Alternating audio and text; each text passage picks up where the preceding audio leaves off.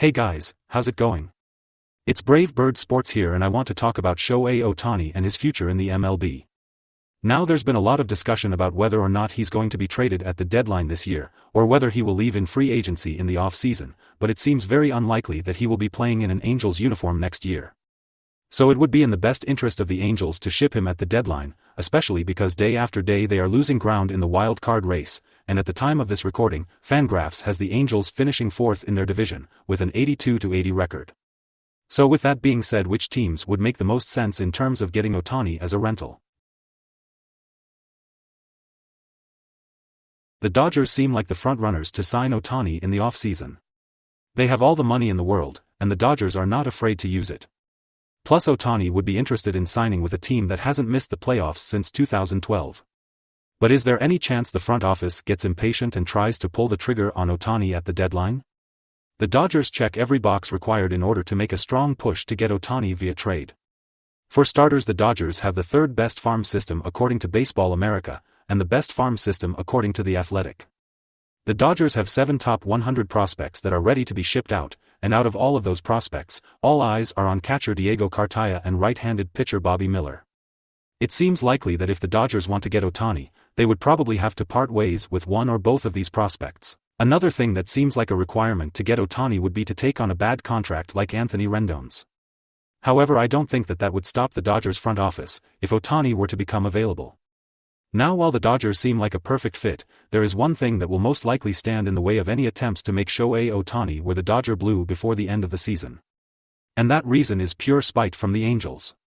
I just personally cannot see the Angels trading away one of, if not the greatest player to ever don a major league uniform to their cross-city rival. I could honestly see the Angels front office turning down the entire roster and farm system, just to avoid Shohei Ohtani wearing the Dodger blue. And for that reason I would give Shohei to the Dodgers a 3 out of 10, unlikely but not totally impossible considering how much the Dodgers could offer the Angels in terms of prospects, pro-ready players, and escapes from bad contracts. Next up is the Atlanta Braves. Now on the surface level it seems like the Braves don't have much to offer the Angels in terms of prospects as they currently rank 29th according to The Athletic. However, they do have some pieces that they can ship off. For starters, while technically not a prospect, Vaughn Grissom has a lot of potential, but his future with the Braves has been called into question due to the fact that there is just nowhere to put him in the lineup. Vaughn spent very little time in the majors this year, only playing when Orlando Arcia was hurt, and through 19 games he only had an OPS plus of 68, which is 32 points lower than the league average hitter, and his fielding can be considered subpar at best, and a liability at worst. So his value has gone down quite a bit since the off-season. However, I don't think a sample of 19 games is enough to give up on Vaughn, as his rookie campaign saw him get an OPS plus of 118, which is above league average on a larger sample size, and not to mention he currently has an OPS of .861 through 70 games of AAA ball. The Braves also have A.J. Smith-Shawver plus a couple other young arms that are currently in the rotation. Most likely the Braves would have to give up either Mike Soroka, All-Star Bryce Elder, or even 20-game winner Kyle Wright in order to have a shot at getting Ohtani. Now, with all that being said, I don't think the Braves would be willing to eat up a bad contract, nor do I think that the Braves would be willing to give up on vital starting pitching, with the way injuries have messed the rotation, especially when there are other needs like getting more bullpen arms. So while there is a chance for the Braves to go out and get Ohtani at the deadline, I would say it is unlikely and I would rate it a 3 out of 10. I wanted to go over the Astros, because I wanted to see if there was any chance that the most dominant team of the 2020s could have a realistic shot at getting Shohei Ohtani. Spoiler alert, it's not going to happen. As interesting as it would be to see this stacked team get the best player in the league, there just isn't really enough going for the Astros here. For starters, the Astros are ranked 26th in the Athletics prospect farm rankings. And their highest ranking prospect on MLB.com is Drew Gilbert, who is ranked 70th. And while the Astros' payroll has been increasing over the last couple years, I just don't see them being willing to eat up a bad contract for half a season of Shohei Ohtani, especially considering how rock-solid this team is to begin with.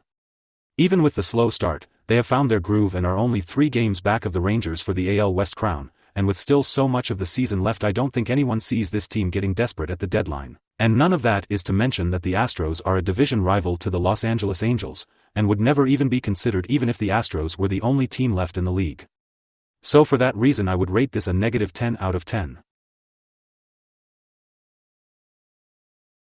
The Rays are a very interesting team, because they just might have all the pieces in place to get Shohei. For starters, the Rays have 4 top 40 prospects according to MLB.com, with their highest-rated prospect being third baseman Junior Caminero, who ranks 14th in the top 100. And they might even be willing to give up young players like Taj Bradley, who has struggled in the majors and AAA in 2023, but lit up the minors in the 3 years prior.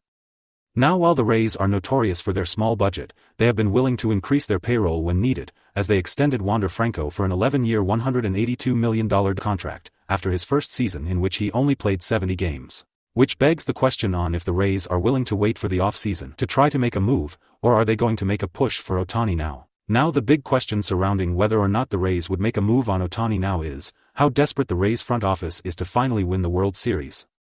With the Rays' counterparts in the Buccaneers and Lightning having both reached the mountaintop in the 2020s, and with the struggling attendance numbers the Rays have had, even with such a successful team, will these factors force their hand in making an all-in push sooner rather than later?